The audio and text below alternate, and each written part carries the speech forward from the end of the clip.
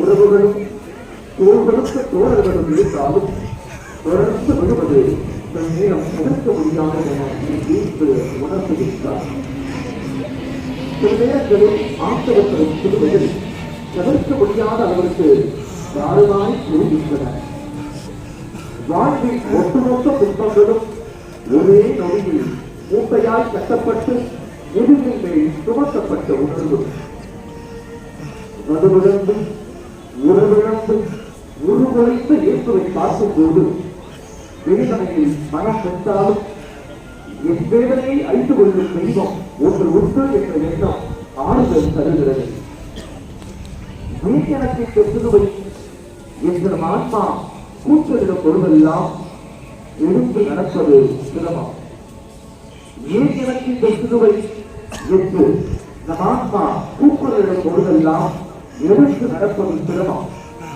ஆனால் முடியாத காரியம் அல்ல. நானும் எழுந்தவன் தான், எழுந்து நடந்தேன் என்ற இயேசுவின் குரல் நமக்குள் தைரியத்தை சுரக்கச் செய்கிறது.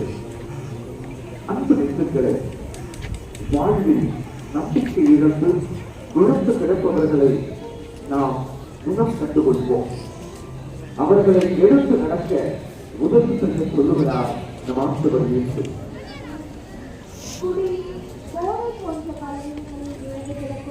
குடும்ப உறவுகளுக்காக குறிப்போம்.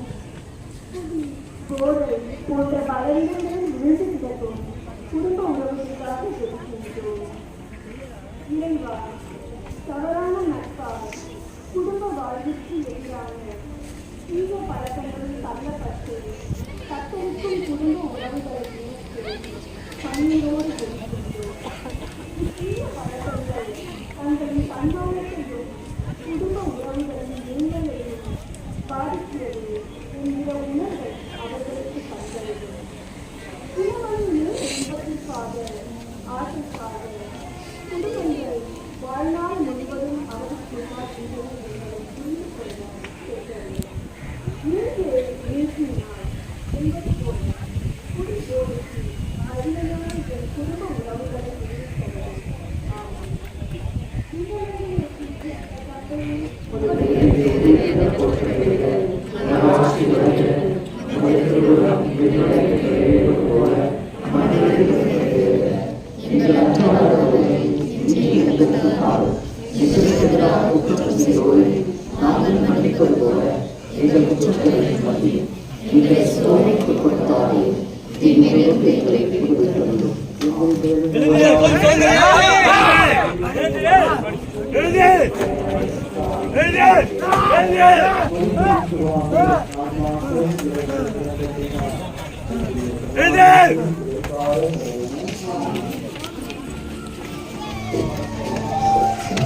நகருங்கள்,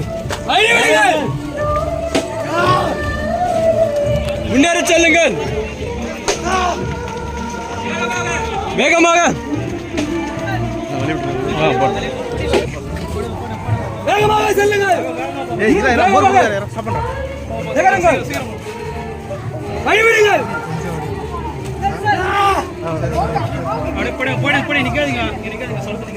நகருங்கள்,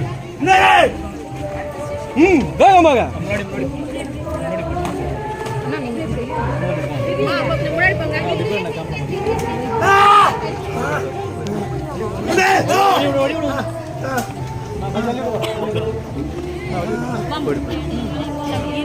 நான் கேமரா மட்டும் எடுத்துக்கிறேன்.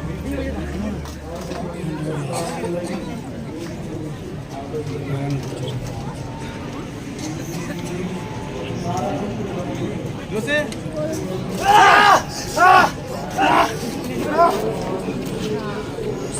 கொஞ்சம் கொஞ்சம் தான்.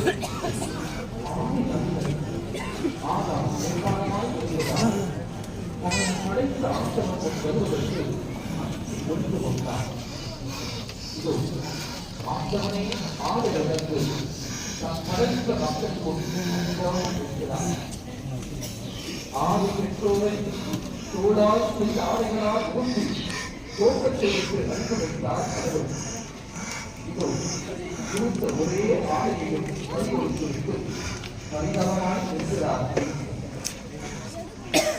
மேலாடையை கேட்பதற்கு உள்ளாடையும் பொருந்தல் என்று இயேசுவிடம் அவரிடம் கேட்காமலே அவர்கள் ஆடைகள் நிறுத்தப்படுகின்றன. எந்த சலவைக்காரனும் வெளுக்க முடியாத அளவிற்கு வெள்ளை வெளியேற்று ஒளி நீங்கி இயேசுவின் ஆடைகள் களவாடப்படுகின்றன. கோயில் பெரியவர்கள் தோற்றவர்களை கைதிகளாய் சிறைபிடித்து நாடு நடத்தும் போது அவர்களுடைய ஆடைகளை மறைத்து அம்மனமாய் அழைத்துச் செல்வது வழக்கம். அது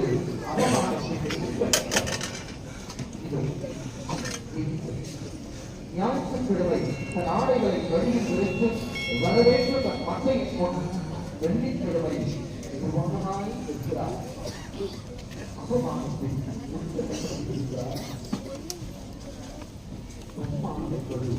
வெறும் அது ஒருவர் அடையாளம். நன்மானத்தோடு வாழவும் மற்றவர்களை வாழ வைக்கவும் அழைக்கிறார். நமக்கு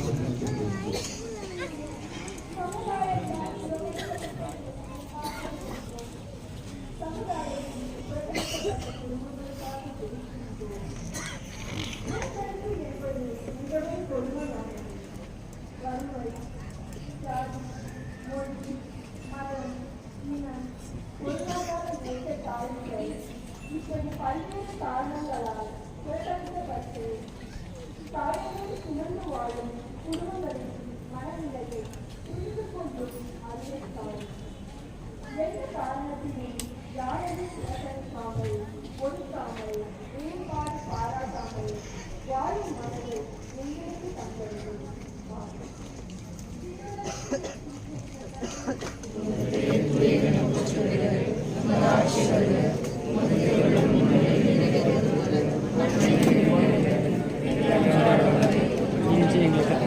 எங்களுக்கு எதிராக குற்றம் செய்வோரை நாங்கள் மன்னிப்பது போல எங்கள் குற்றங்களை மன்னியும். எங்களை சோதனை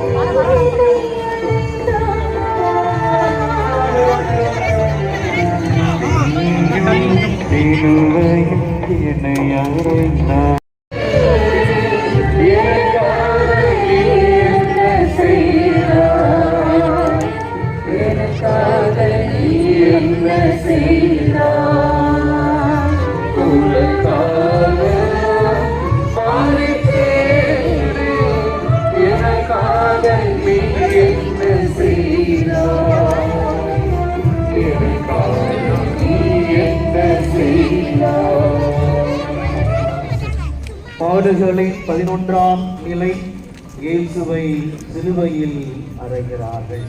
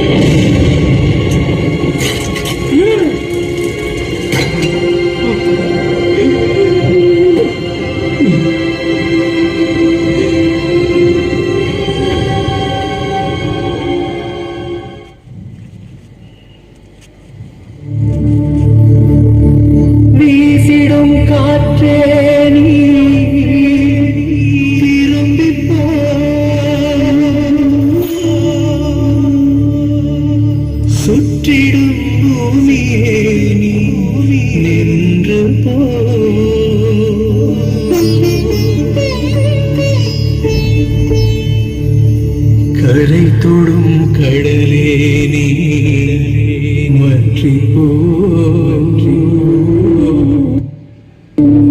உலகம் இதோ இங்கு மயானமானதே.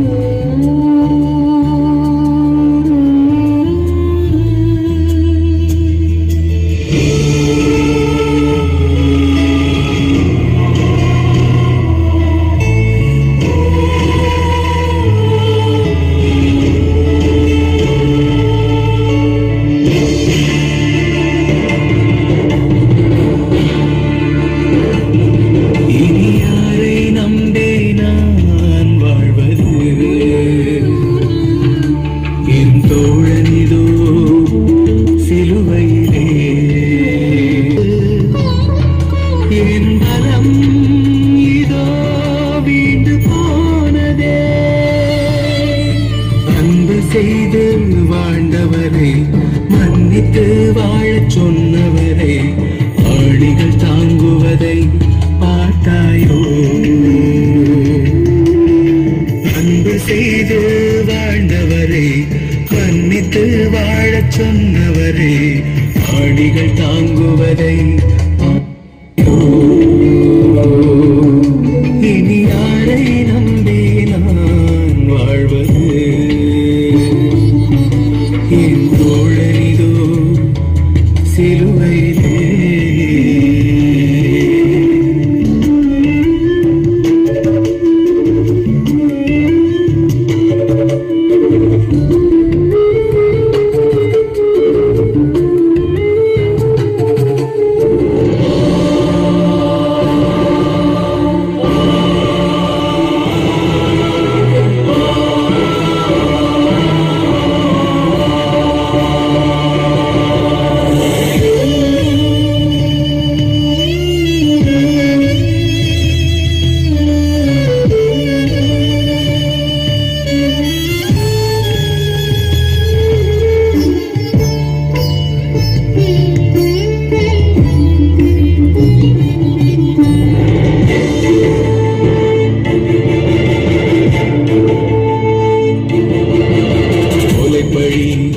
சிலுவை சாவு யாருக்காக மானிடா?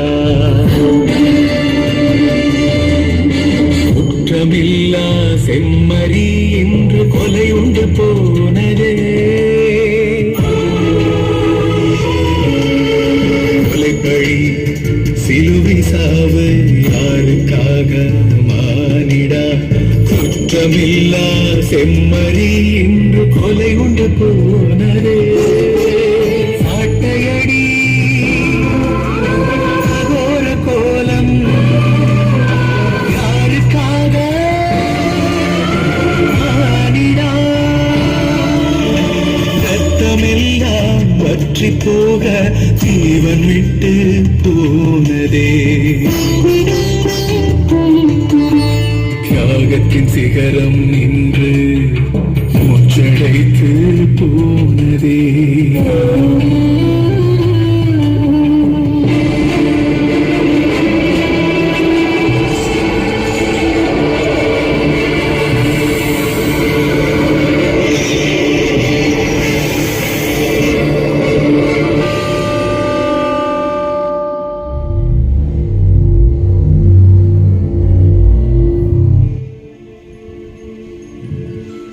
கதிகலங்கி நிற்கிறது கல்வாரி. கரையட்டும் நம் எல்லோருடைய கல்மனங்கள். நீங்கள் யாரை நேசித்தீர்களோ அவர் செத்து போய்விட்டார். நீங்கள் யாரை பார்க்க வேண்டும் என வந்தீர்களோ அவர் சிலுவையில் மரித்து கிடக்கிறார். ஏதேன் தோட்டத்தில் ஒரு மரம், அதிலே கனி ஒன்று பார்ப்பதற்கு கவர்ச்சியாகவும் விரும்பத்தக்கதாகவும் இருந்தது. அதை கண்ட கன்னிப்பெண் ஏவாள் அதை உண்டு சாவை பெற்றெடுத்தாள். கல்வாரி மலையில் இன்னொரு மரம், அதிலே முழுக்க முழுக்க மரியாவின் உதிரத்திலிருந்து தோன்றிய ஒரே கனி உங்கள் கண் முன்னே தொங்குகிறது. பார்ப்பதற்கு அழகாகவோ கவர்ச்சியாகவோ இல்லாமல் காண்போர் கண்களை மூடிக்கொள்ளும் வகையில் அருவருக்கத்தக்கதாய் இருந்தது. இந்த கனியை பறிகொடுத்த கன்னிப்பெண் மரியா இன்றைக்கு வாழ்வை பெற்றெடுத்திருக்கிறார். சாவு வந்த வழியாகவே வாழ்வும் வந்திருக்கிறது. இயேசு சாவை அதன் குகைக்குள் சென்று சந்திக்கிறார். இயேசுவின் சாவு இவ்வுலகத்திற்கு மீட்பு. கல்வாரியே கதிகலங்கி நிற்கிறது. கல்மணம் கரையும் நேரம் இது. அன்பு நெஞ்சங்களே, உங்களுக்கு ஒரு சொல். உங்களுடன் உயிரோடு இருக்கும் குடும்ப உறுப்பினர்களை கவனித்துக் கொள்ளுங்கள் என்கிறார் இயேசு. நான் செத்து போய்விட்டேன், நான் சிலுவையில் தொங்கிக் கொண்டிருக்கிறேன். ஆனால் உங்கள் குடும்பத்திலே ஒவ்வொரு நாளும் உங்கள் உறவுகளை சிலுவையில் அரைத்துக் கொண்டிருக்கிறீர்களே. உயிரோடு இருக்கும் உங்கள் குடும்ப உறுப்பினர்களை கவனித்துக் கொள்ளுங்கள், நேசியுங்கள் என்கிறார் இயேசு.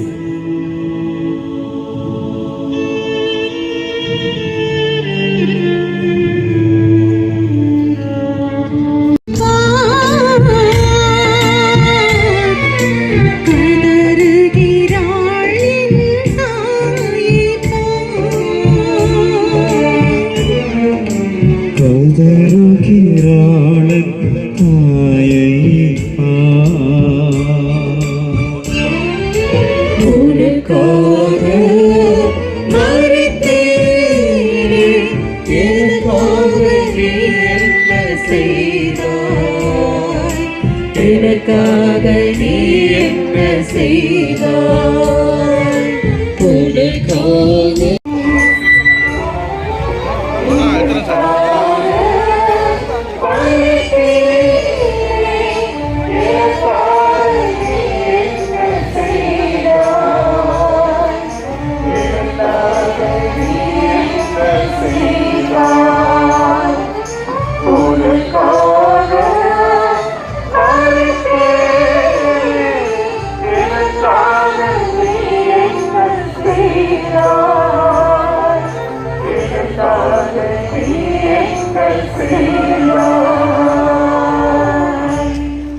பாடுகளின் 14ஆம் நிலை. இயேசுவின் உடலை கல்லறையில் அடக்குகிறார்கள். இயேசுவே, உம்மை ஆராதித்து வணங்கி உமக்கு நன்றி அறிந்த ஸ்தோத்திரம் செலுத்துகின்றோம். இயேசுவுக்காக மறைமுகமாய் பரிசு பேசியவர், ஒளியை தேடி இருளில் வந்தவர், ஒளி அணைத்த பின்பு மாலை நேரத்தில் அடக்கம் செய்ய வந்திருக்கிறார். நன்றி கடனாய் 30 கிலோ சந்தனத்தூளும் வெள்ளை சோளமும் கலந்து சுமந்து வந்திருக்கிறார். இன்னொருவர் யோசேப்பு, பிலாத்திடம் துணிச்சலோடு சென்று இயேசுவின் உடலை கேட்கும் அளவிற்கு செல்வாக்கு படைத்தவர், தன் கல்லறையை விட்டுக் கொடுக்கும் அளவிற்கு வசதி படைத்தவர். ஆனால் இந்த இருவருமே இயேசுவின் உயிர்ப்பை எதிர்பார்க்காதவர்கள். இந்த கல்லறை இன்னும் 3 நாளில் வெறுமையாக்கப்படும் என்பதை உணராதவர்கள். மரணம் முடிவென்றால் மனித வாழ்வில் அர்த்தமில்லை. மரணம் முடிவென்றால் கிறிஸ்தவ வாழ்வில் அர்த்தமில்லை. விசுவாசத்திற்கு உயிர் இல்லை. மரணம் தாண்டி மறுவாழ்வை எட்டி பார்ப்போம். எனக்கு ஒரு பங்குதாரும் என்று இயேசுவிடம் இன்றைக்கும் கேட்போம். அன்பு நெஞ்சங்களே, பங்கு கேட்கும் பங்காளிகளே, சாற்றிய வாழ்வு வாழ்வதால் என் உயிர்ப்பில் உங்களுக்கு பங்குண்டு என்கிறார் இயேசு. சாற்றிய வாழ்வு வாழ்வதால் என் உயிர்ப்பில் உங்களுக்கும் பங்குண்டு என்கிறார் நம் ஆண்டவர் இயேசு. நம் குடும்பங்களில் இறந்தவர்களுக்காக ஜெபிப்போம். நம் குடும்பங்களில் இறந்தவர்களுக்காக ஜெபிக்கின்றோம். நம்பிக்கையாளர்கள் தங்களின் நம்பிக்கையாலும் நற்செயல்களாலும் இயேசுவின் உயிர்ப்பில் பங்கு பெறுவார்கள் என மொழிந்த இறைவா, எங்களோடு வாழ்ந்து எங்கள் குடும்பங்களில் மரித்த ஆன்மாக்களை ஒப்புக் கொடுக்கின்றோம். அவர்களின் பாவங்களை மன்னித்து அவர்கள் தண்டனை பெறாதபடி நாங்கள் அவர்களுக்காக எழுப்பும் மன்றாட்டுகள் ஒப்புக் கொடுக்கும் திருப்பலிகளின் பலனாக உமது உயிர்ப்பில் பங்கு பெறும் பாக்கியத்தை அவர்களுக்கு தருவீராக. ஆமென். விண்ணுலகில் இருக்கின்ற எங்கள் தந்தையே, முதலாட்சி வருக, முதல் திருவரம் விண்ணுலகில் நிறைவேறுவது போல மண்ணுலகிலும் நிறைவேறுக. எங்கள் அன்றாட உணவை இன்று எங்களுக்கு தாரும். எங்களுக்கு எதிராக குற்றம் செய்வோரை நாங்கள் மன்னிப்பது போல எங்கள் குற்றங்களை மன்னியும். எங்களை சோதனைக்கு உட்படுத்தாதே, தீமையிலிருந்து எங்களை விடுவித்தருளும். புனித தோமையான மலையில் கரிகலங்கும் கல்வாரியாக கல்மணம் கரையட்டும் என சொல்லி இங்கே ஒன்று கூடியிருக்கிற அன்பு சொந்தங்களே, குடும்ப நண்பர்களே, அநீதிகளால் பாதிக்கப்பட்ட குடும்பங்களுக்காக ஜெபிப்போம். குடும்ப தலைவர்களை இழந்த குடும்பங்களுக்காக ஜெபிப்போம். வறுமையில் வாடும் குடும்பங்களுக்காக ஜெபித்திடுவோம். பெற்றோரை இழந்த குடும்பங்களுக்காக ஜெபித்திடுவோம். துன்புறும் குடும்பங்களுக்காக ஜெபிக்க முயற்சி செய்வோம். பிரிந்து கிடக்கும் குடும்பங்களுக்காக ஜெபித்திடுவோம். கடன் சுமையில் வாடும் குடும்பங்களுக்காக ஜெபிக்க முயற்சி செய்வோம். கொடுமைப்படுத்தப்படும் குடும்ப பெண்களுக்காக ஜெபித்திடுவோம். குடி, போதை போன்ற பலவீனங்களில் விருந்து கிடக்கும் குடும்ப உறவுகளுக்காக ஜெபித்திடுவோம். சமுதாயத்தால் புறக்கணிக்கப்பட்ட குடும்பங்களுக்காக ஜெபித்திடுவோம். உறவுகளின்றி தனி மரங்களாய் வாழும் குடும்பங்களுக்காக ஜெபிக்க முயற்சி செய்வோம். மரணத்தால் பாதிக்கப்பட்ட குடும்பங்களுக்காக ஜெபித்திடுவோம். குடும்பங்களில் துன்புறும் தாய்மார்களுக்காக